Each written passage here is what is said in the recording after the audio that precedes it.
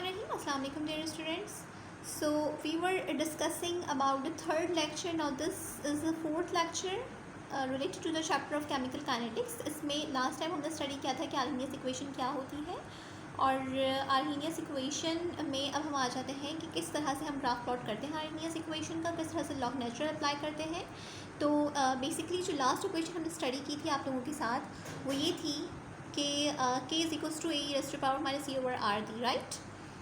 तो अगर हम लॉग नेचुरल अप्लाई करेंगे तो लॉग नेचुरल अगर एक साइड पर अप्लाई करेंगे ऑब्वियसली दूसरी साइड पर भी अप्लाई होगा और लॉग नेचुरल की कंडीशन कुछ ये बन जाएगी आपके पास. ठीक है, एल एन के आपके पास वाई एक्सिस पे आएगा.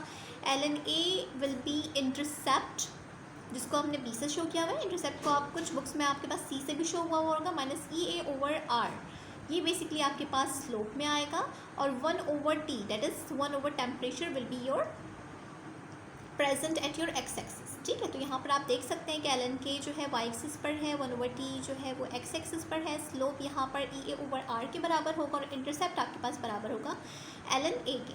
अब आप देख सकते हैं कि इसमें जो लाइन है वो ऊपर से नीचे आ रही है, मतलब नीचे की तरफ जो है डिक्लाइन ऑर्डर में ये ग्राफ बन रहा है. ऐसा नहीं बन रहा कि जो आपके पास ओरिजिन होता है ओरिजिन से सीधी लाइन जा रही है, ऐसे ग्राफ नहीं बन रहा. क्यों नहीं बन रहा ये आप खुद से भी जज कर सकते हैं, because here we have negative slope. जब आपके पास नेगेटिव स्लोप होता है तब आपके पास उल्टा ग्राफ बनता है. ठीक है, ऊपर से नीचे लाइन आ रही होती है, ओरिजिन से पास नहीं होती वो ग्राफ. ठीक है, तो इसमें ये बताने का मकसद है कि किस तरह से लॉग नेचुरल अप्लाई किया आर्हेनियस इक्वेशन के ऊपर और वो किस तरह से सॉर्ट आउट होने के बाद ग्राफ में किस तरह से हम उसको प्लॉट कर सकते हैं, राइट. अच्छा, ग्राफ ड्रॉ करने के बाद आपके पास यहाँ बस मैंने ये चीज़ें मेंशन कर दी कि कौन सी चीज़ क्या है. E is basically activation energy, R is gas constant whose value will be 8.314, T will be the temperature है, and A is the frequency factor. जो मैंने आपको बता दिया था कि जो कोलाइडिंग मॉलिक्यूल्स उनकी परफेक्टली इलास्टिक कोलिजन के साथ साथ उसके ओरिएंटेशन को डिस्क्राइब कर रहा होता है बेसिकली ये. ठीक है, तो अगर हम सिर्फ सिंपल ग्राफ ड्रॉ करें रेट कांस्टेंट और टेम्परेचर के दरमियान तो वो ऐसा बनेगा. बट अगर हम रेट कांस्टेंट का लॉग नेचुरल ले लें, एल एन के ले लें और 1 ओवर टी ले लें, मतलब आर्हेनियस इक्वेशन के थ्रू अप्लाई करें, तो आपके पास जो ग्राफ बनेगा वो अपोजिट ग्राफ बनेगा, वो ये वाला ग्राफ बनेगा. ठीक, लेकिन अगर आप चाह रहे हैं कि आपका ग्राफ ओरिजिन से पास और आप उसके जो है देख सकेंगे क्या बन रहा है, तो आप एल एन के की जगह सिंपल यहाँ पे के रखें और यहाँ पे 1 ओवर टी की जगह सिंपल टेम्परेचर रखें और उसका ग्राफ देखें, इस टाइप का बनेगा. ठीक है, जो बात मैंने आपको पीछे बताई थी वही बात यहाँ पे पूरी आर्हेनियस इक्वेशन को प्लॉट कर लिया है. प्लॉट करने के बाद एल एन के आपके पास वाई एक्सिस पर है, एक्स एक्सिस पे जो है आपके पास 1 ओवर टी है. एल एन ए आपके पास इंटरसेप्ट है, जो पूरी वैल्यू होगी यहाँ पर इंटरसेप्ट होगी और स्लोप आपके पास है minus E A over R, right. Now comes to word another topic that is Maxwell Boltzmann distribution. इसमें क्या चीज़ है आप देख लेते हैं. मैक्सवेल बोल्ट्जमैन डिस्ट्रीब्यूशन में Maxwell-Boltzmann distribution basically provides a relationship in between the number of the molecules and the temperature. ठीक है, कि how many number of molecules will be involved at the specific temperature.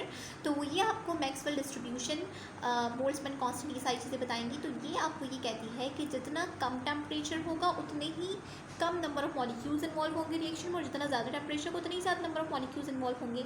उसको हम graphically किस तरह से show कर सकते हैं, ये बात तो सिंपल सी है कि अगर कम टेम्परेचर होगा तो कम मॉलिक्यूल्स के पास एनर्जी होगी, कम जो है मॉलिक्यूल्स बैरियर को क्रॉस करेंगे और कम रिएक्शन होगा. लेकिन अगर टेम्परेचर ज़्यादा बढ़ा देंगे तो काइनेटिक एनर्जी इंक्रीज़ हो जाएगी, नंबर ऑफ मॉलिक्यूल्स बढ़ जाएंगे रिएक्शन करने के लिए. तो ये वही है कि ब्लू कलर में आप देख सकते हैं लो टेम्परेचर है, तो अभी यहाँ पे जो नंबर ऑफ मॉलिक्यूल्स है वो कम है.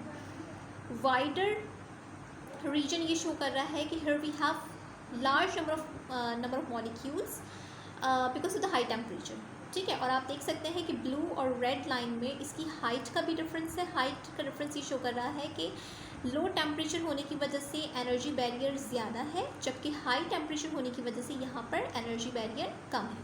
ठीक है,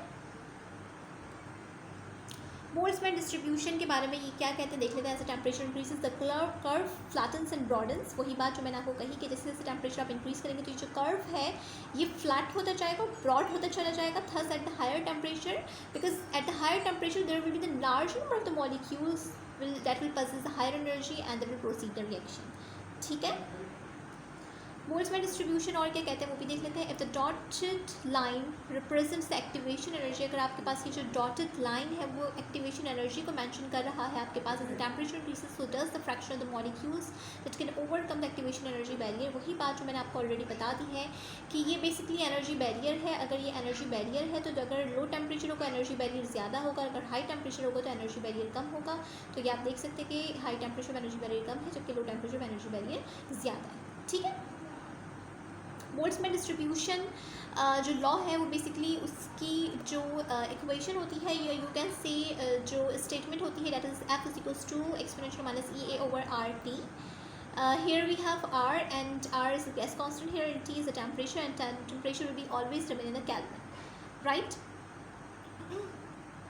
ये वही बात जो मैंने आपको पीछे बताई थी.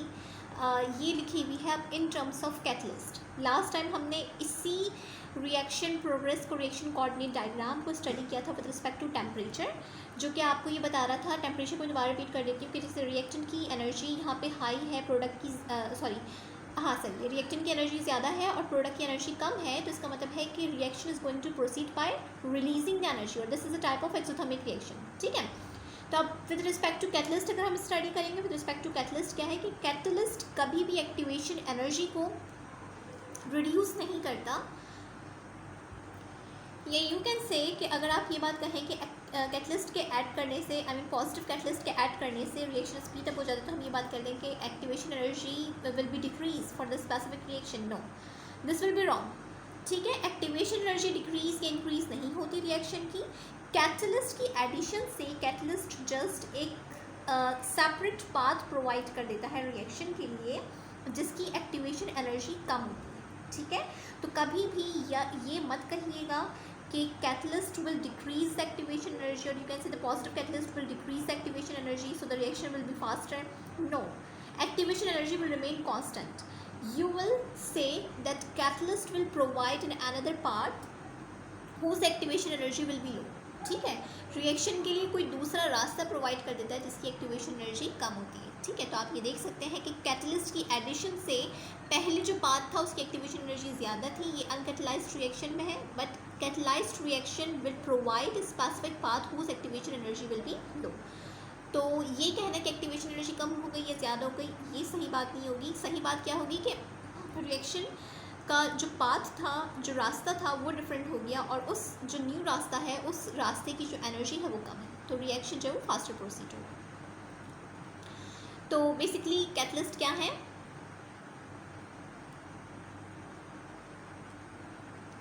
अच्छा, यहाँ मैंने एक ये चीज़ लिख के दिखाई हुई है कि डिक्रीजिंग द एक्टिवेशन एनर्जी. ये बात सही नहीं है, ये बात गलत है, ये बात आप नहीं लिखेंगे. यहाँ मैंने लिख के इसीलिए आप लोगों को दिखाया है ताकि ये बात आप ना लिखें. पीछे भी मैंने आपको स्लाइड में बताई.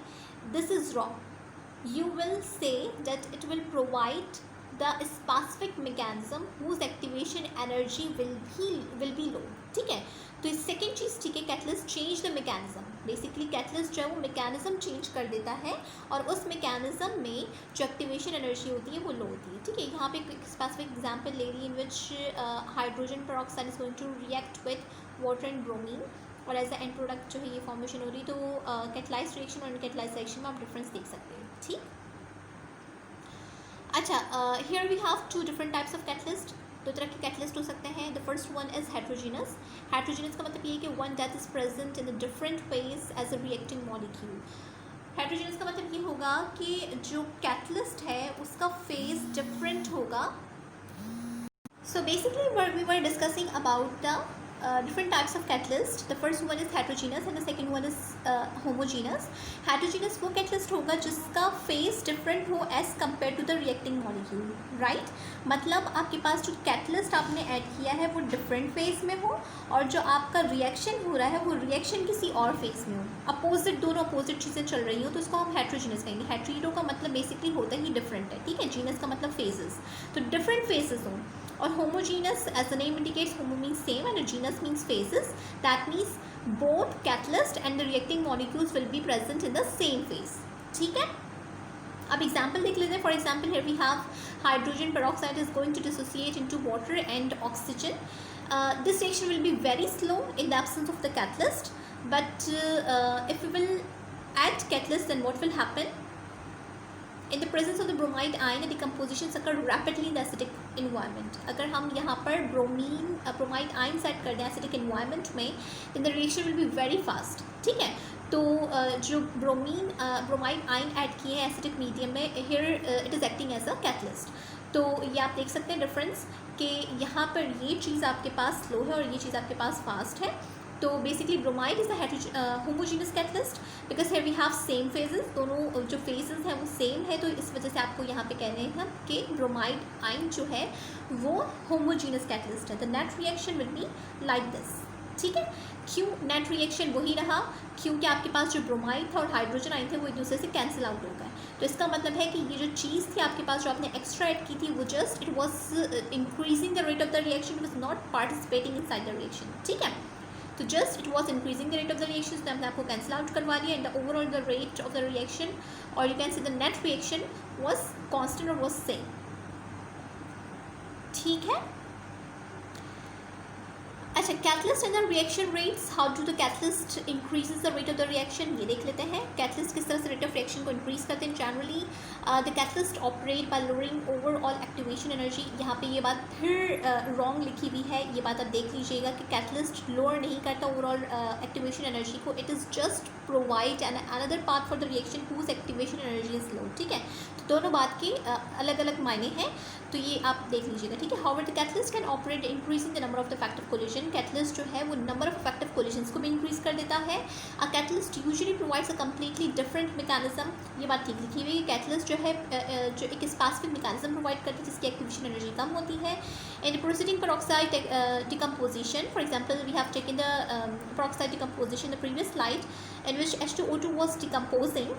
It was producing water and oxygen. So in the presence of the bromide ion, it was a very slow reaction, but in the addition of bromide ion, which was acting as catalyst in the acidic medium, it was the faster reaction. ठीक है,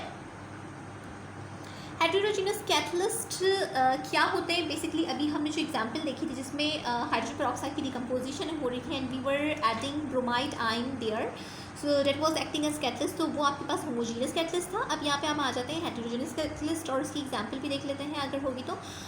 often we encounter a situation involving a solid catalyst in contact with the gaseous reactant and the gaseous product. मैंने आपको पहले बात की थी कि heterogeneous catalyst का मतलब ये है कि we will have two different phases. That means the catalyst will be in some another phase and your reacting molecule will be some another phase. ठीक है, तो हेटेरोजीनस कैटलिस्ट की आपको ये एग्जांपल दी जा रही है कि आपके पास रिएक्टिंग मॉलिक्यूल, फॉर एग्जांपल अगर आपके पास जो रिएक्शन है वो गैशियस सिस्टम के अंदर हो रहा है और अगर आप उसमें सॉलिड कैटलिस्ट ऐड कर रहे हो तो इसका मतलब है कि सॉलिड फेज डिफरेंट और gaseous reacting molecules phase different है.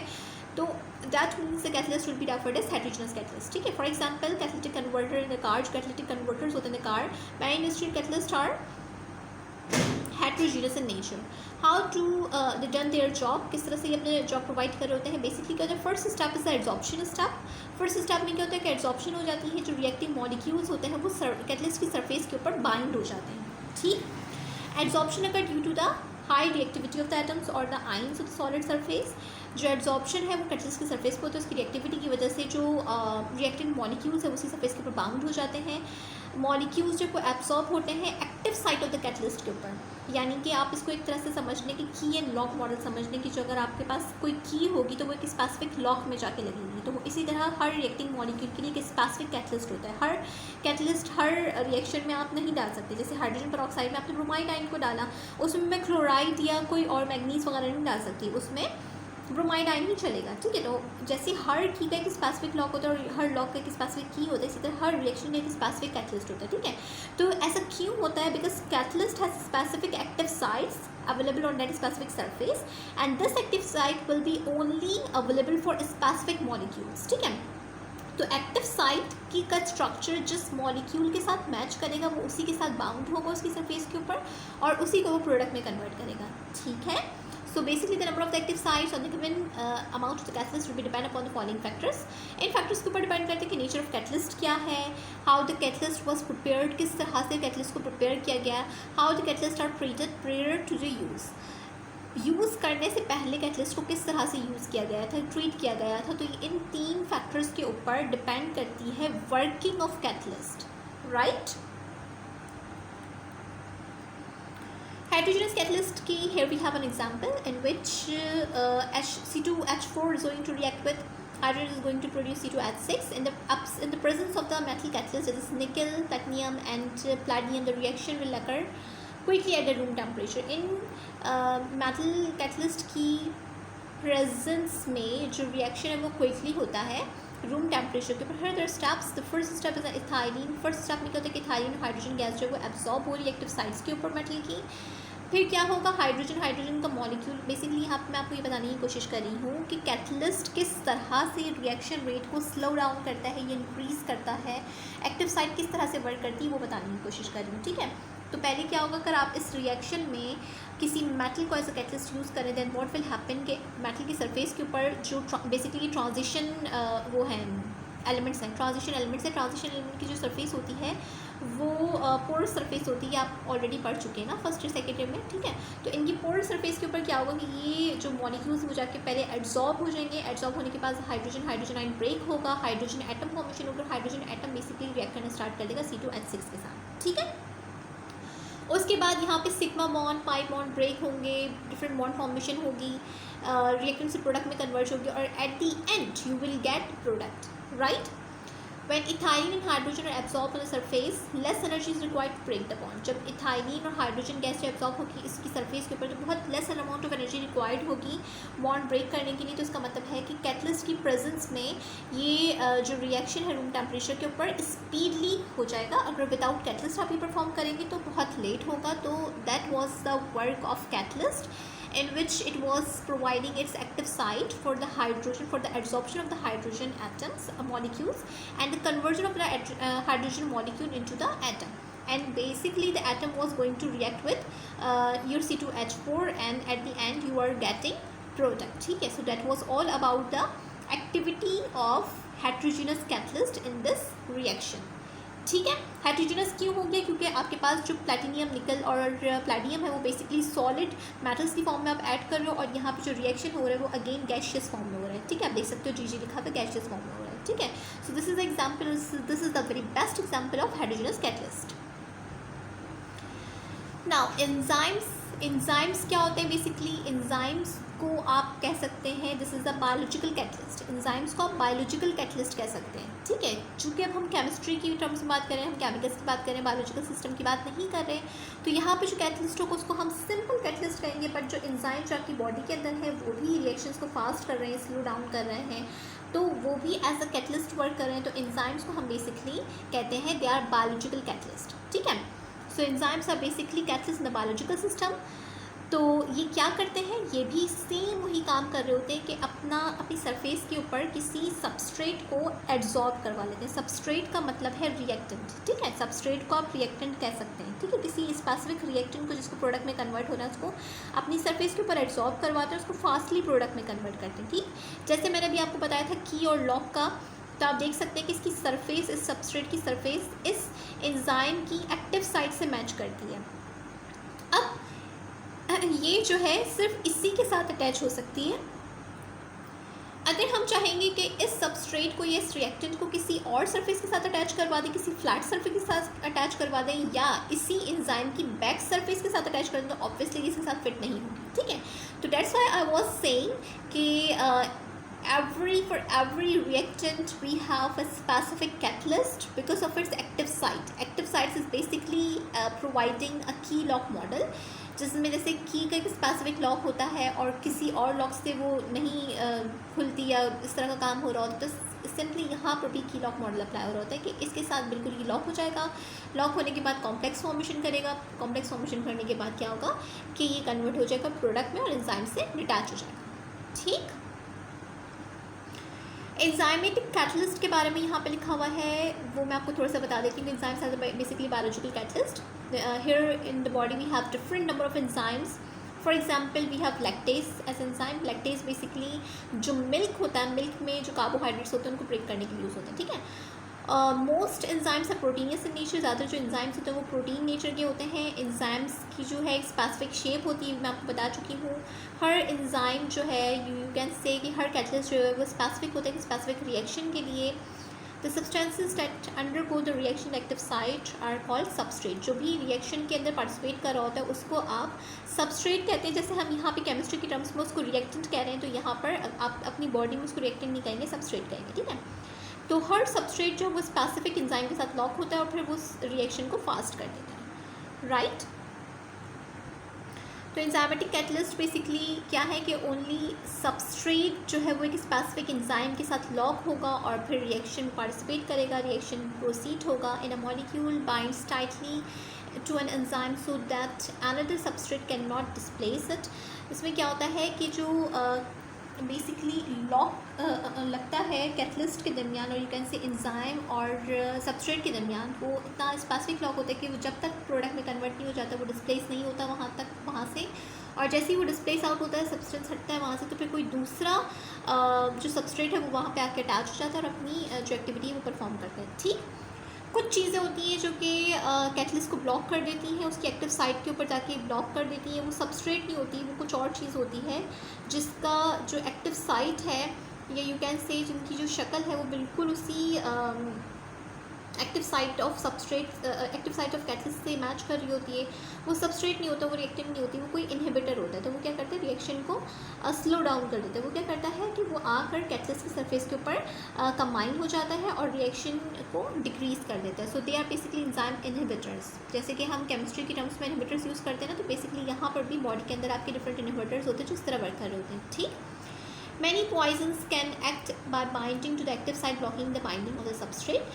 बहुत सारे पॉइजनस सब्सटेंसेस ऐसे होते हैं जो कि आपकी बॉडी के अंदर आपके मेटाबॉलिज्म को, ये डिफरेंट रिएक्शंस को स्टॉप करने के लिए क्या करते हैं, जो आपकी बॉडी के अंदर अल्लाह ताला ने कुदरती तौर पर एंजाइम्स रखे हैं जो कि कैटलिस्ट हैं, बॉडी के बायोलॉजिकल कैटलिस्ट हैं, उनकी सरफेस के ऊपर आके बाउंड हो जाते हैं और उनकी एक्टिविटी को डिक्रीज़ कर देते हैं या फिर डिमोलिश कर देते हैं, ठीक।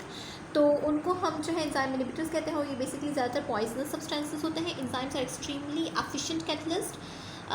The number of the individual catalytic events occurring at an active site per unit time is called turnover number.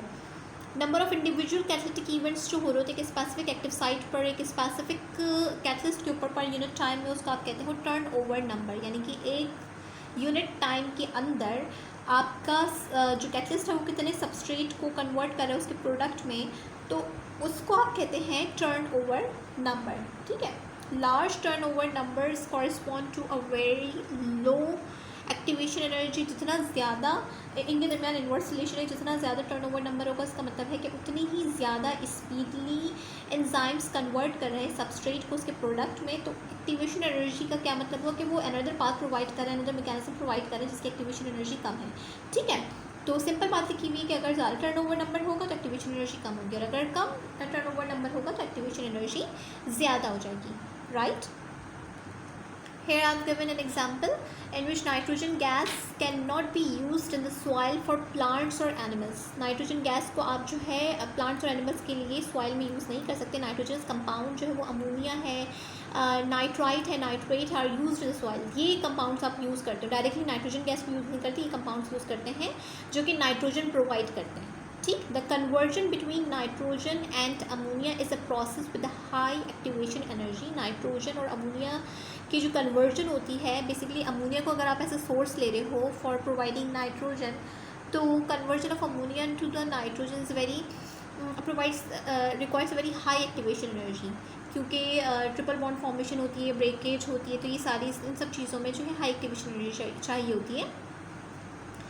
तो सॉइल के अंदर मौजूद कुदरती तौर पर एक बैक्टीरिया होता है that is continuously producing an enzyme it is referred as nitrogenase enzyme. Enzyme basically एक कैटलिस्ट प्रोड्यूस कर रहा है वो अपनी बॉडी में नेचुरली। तो वो क्या करता है कि रूट जो प्लांट्स के जो रूट्स होते हैं उसके जाके वहाँ पे डिपॉजिट होना शुरू हो जाता है, और डिपॉजिट होने के बाद वो क्या करते हैं, कैटलाइज कर देता है इस रिएक्शन को, जिसमें अमोनिया जो है वो ईजिली कन्वर्ट हो जाता है नाइट्रोजन में। तो इसका मतलब क्या हुआ कि nitrogenase enzyme is providing another path for the conversion of ammonium into nitrogen, and that specific mechanism, or you can say specific path, has lowers activation energy, right?